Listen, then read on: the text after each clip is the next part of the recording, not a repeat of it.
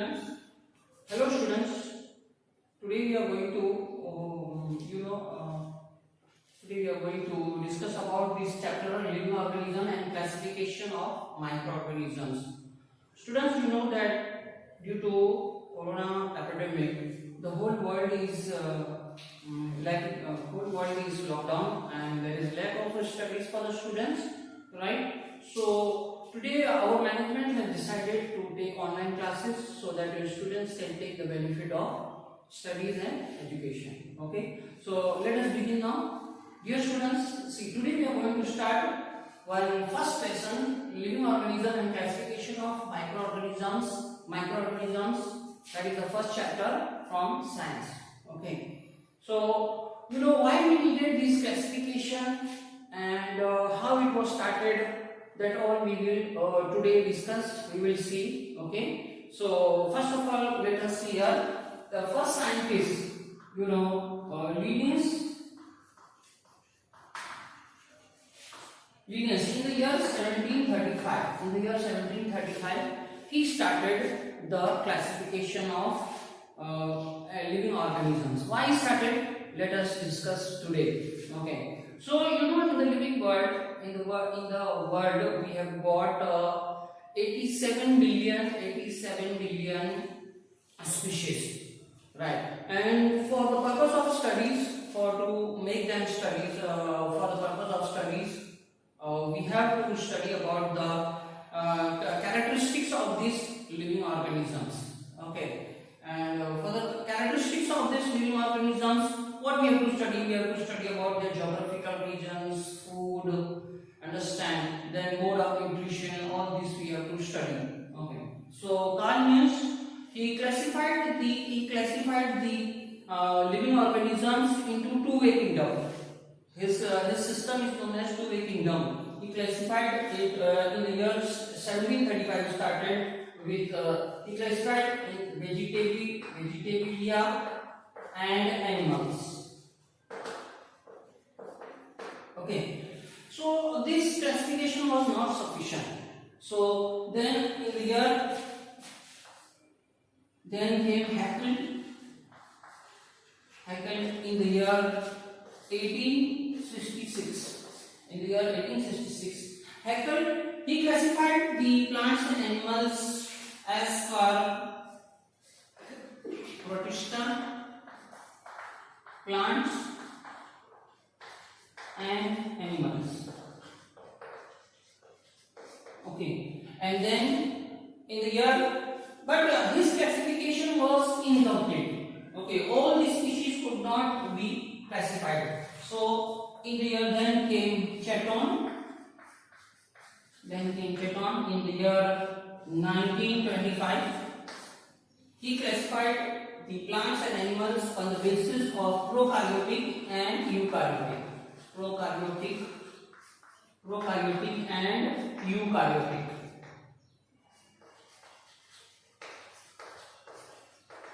Okay, so this is the way many scientists they started classification. Let us see some more scientists.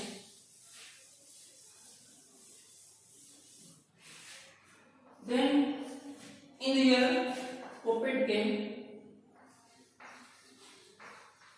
He classified in the year 1938. In the year 1938, Coppet scientist, he classified in the place of with Monera, Protista, then plants and animals. Okay, so these were all the scientists who are classifying the plants and who are classifying the living organisms. Then finally came Robert Harding Whittaker in the year 1969. He classified the plants and animals with a five kingdom.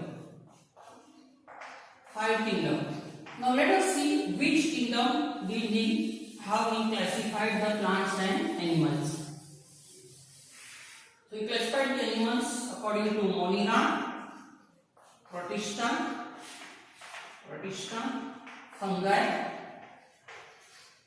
plants and animals.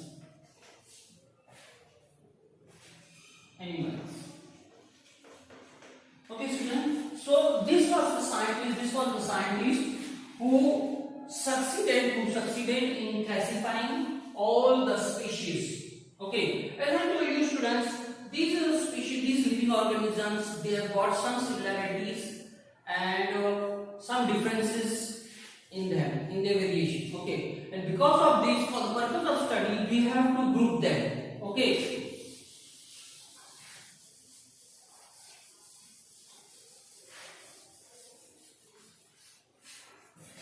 Now, groups were made in order to study them. Groups and subgroups were made. Groups and subgroups were made, and the process of dividing the plants and animals or the living organisms into groups and subgroups is called as biological classification.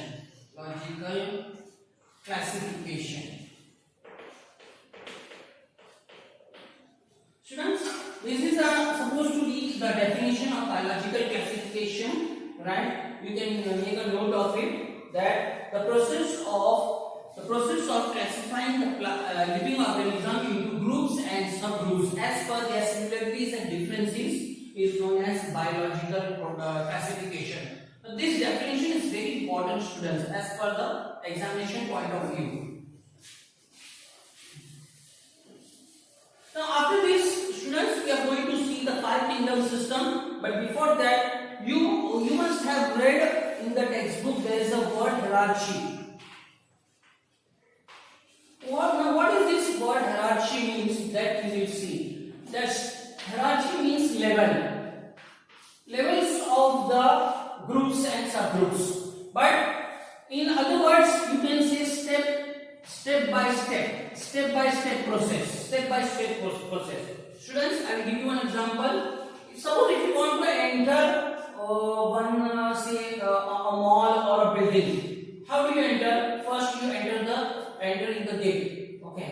Then after that, you use the staircase. Okay. So it is a step-by-step process, right? Similarly, you will see the step-by-step process in the classification of the system. Okay. So first, you will see we come to species.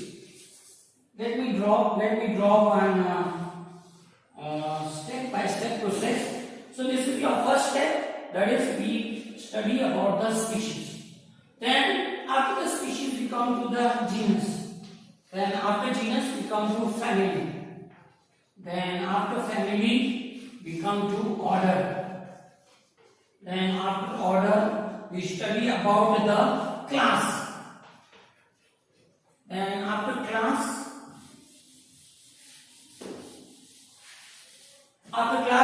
we come to know about the order, class, phylum. Then after phylum, the final is the kingdom.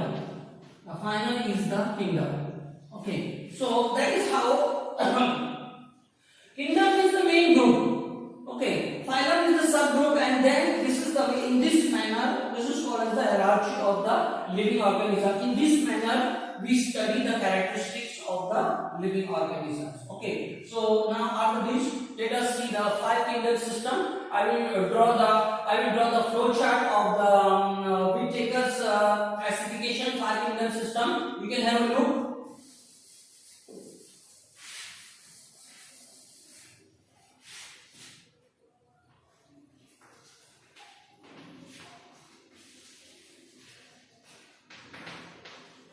Living organism. Okay, so for the living organisms, so first divided into unicellular and multicellular organisms. Okay, unicellular and multicellular organisms. In the unicellular, we have got the first kingdom, that is Monera. Monera. This is the main class, main group you can say. Okay, kingdom Monera. Then in multicellular we have got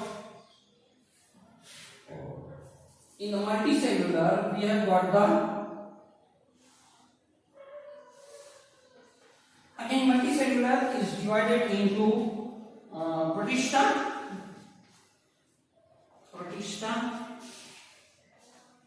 okay, and here you have got the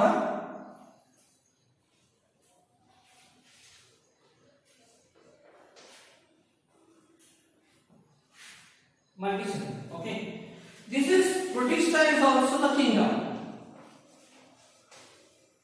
Okay, then this after this the multicellular is divided into fungi, then plantia and animalia. Okay, since they are the main group, we call them kingdom. A for kingdom, students. Okay, right? So this is how the 5 kingdom system was. This is the flow chart of the 5 kingdom system. Now particularly we will go for the characteristics of the Monera.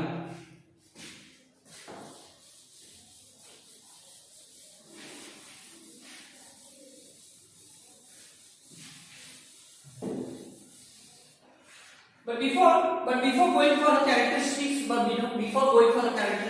of this Monera, let us see how Robert Harding Whittaker he classified the living organisms. So the criteria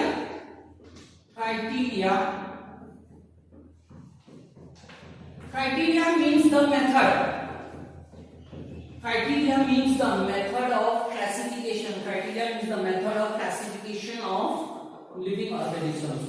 So first we use the complexity of cell structure. Complexity of cell structure. In the complexity of cell structure, you have got that prokaryotic and eukaryotic.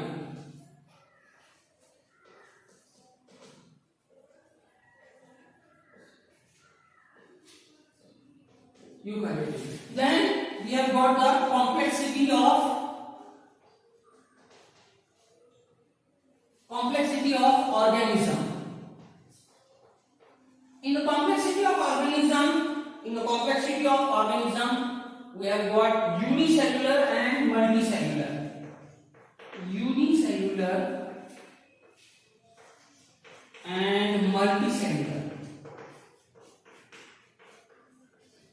Understand, students?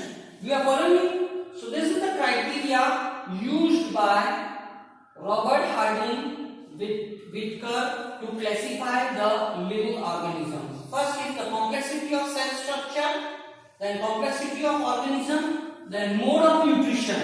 Let us see the third point, students. Mode of nutrition.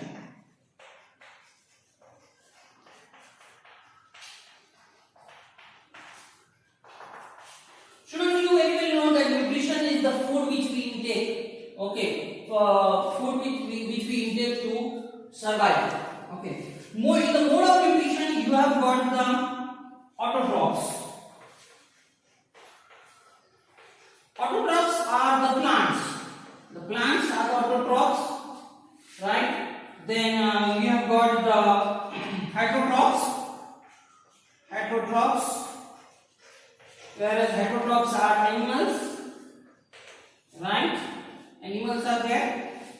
Autotrophs, heterotrophs, and then you have got the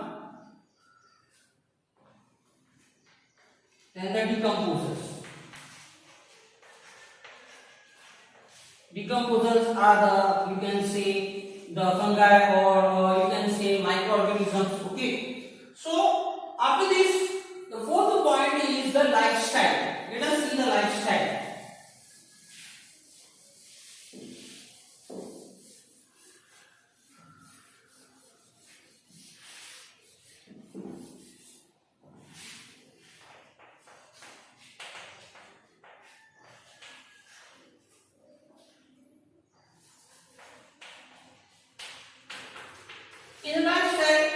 see that the plants are the producers. Plants are the producers. Second is animals. Animals are the consumers. Animals are the consumers. And the third is the microbes. That is you can call as fungi, are the decomposers. Then after this, the fifth type is the phylogenetic. Phylogenetic characteristics. Phylogenetic characteristics. Now in the phylogenetic characteristics,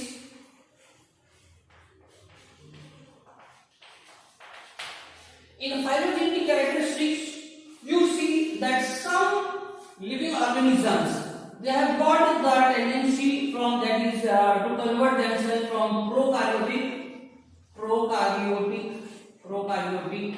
to eukaryotic.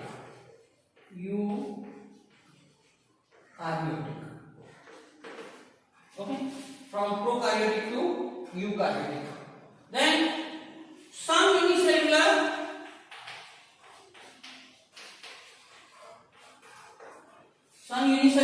they convert from unicellular to multicellular. Unicellular to multicellular. You understood, students? Okay. So after this, we will see the characteristics of Monera. Characteristics of Monera.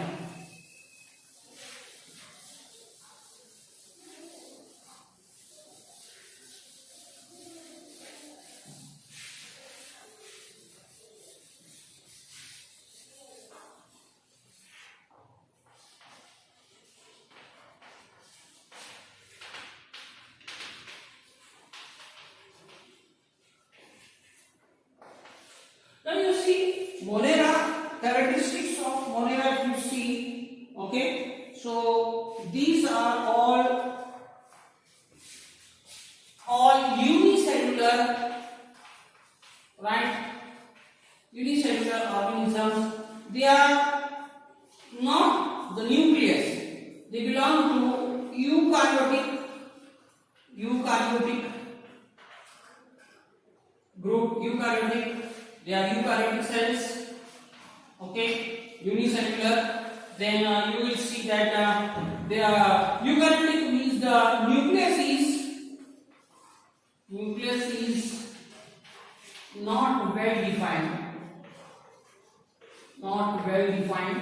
Okay, that is the nucleus. The nucleus is not well defined. It is not enclosed. Then you see some are in Monera. You are see that some are autotrophs, and some are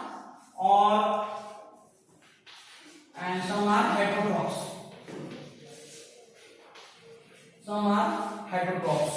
Okay. Then you can see some examples. We will see some examples of Monera. That is bacteria. Some examples: Clostridium. Okay, bacterium is there, Clostridium is there. Then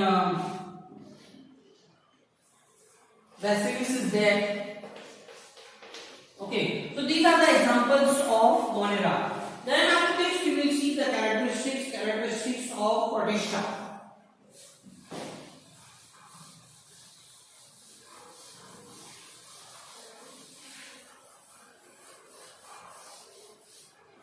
In the characteristics of Protista, we will see that they are also unicellular. They belong to prokaryotic. Okay, they are prokaryotic with nucleus. They are okay. Let us write down here characteristics of Protista. You see, they are also unicellular. They belong belong to eukaryotic. They belong to the eukaryotic group. Eukaryotic means the cell is, the nucleus is well defined and enclosed in the cell membrane,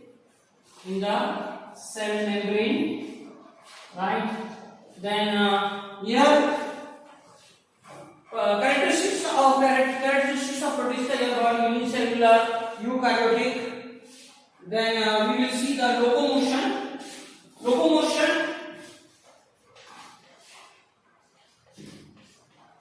In the locomotion, you will see that they have got pseudopodia. Pseudopodia means false foot, right? Then you have got the cilia, that is hair-like structure. They have got hairs for movement, and then flagella. Flagella means a long thread-like structure for movement. Okay, and you see some of the protista, they are autotrophs. Those who are autotrophs,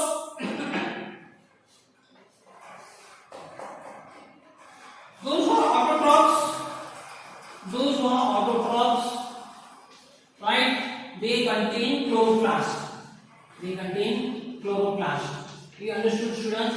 So this is the characteristics of protista. Now let us see some examples related to this class protista, right?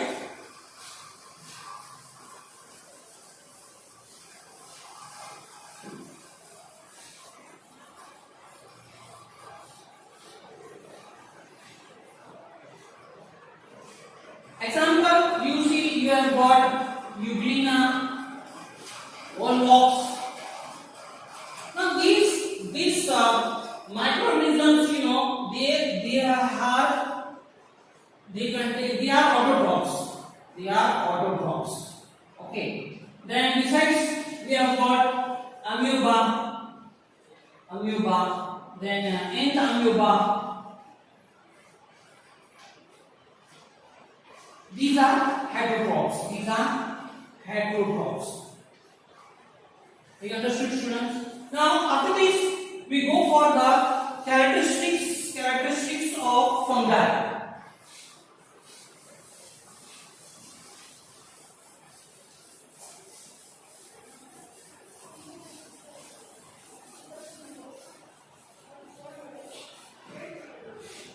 Students, let us see the characteristics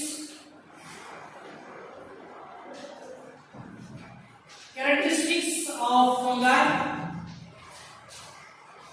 Okay, you see these are non-green, then eukaryotic,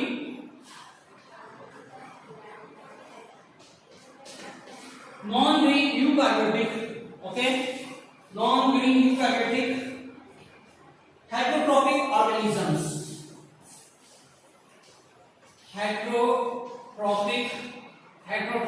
organisms. Okay, and mostly you will see that these fungi, they are saprophytic.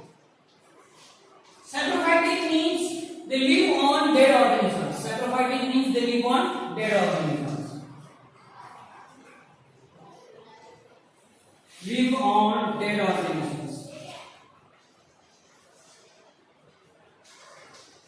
Understand? Then in the characteristics of fungi, saprophytic, and then they have got the cell wall. They have got the cell wall, which is very hard, and this cell wall is made up of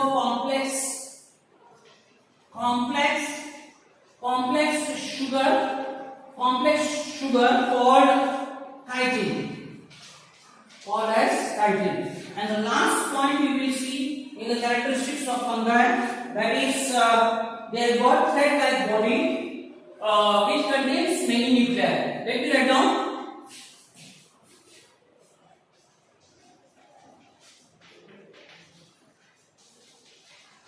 Thread-like body containing with many nuclei. Many nuclei.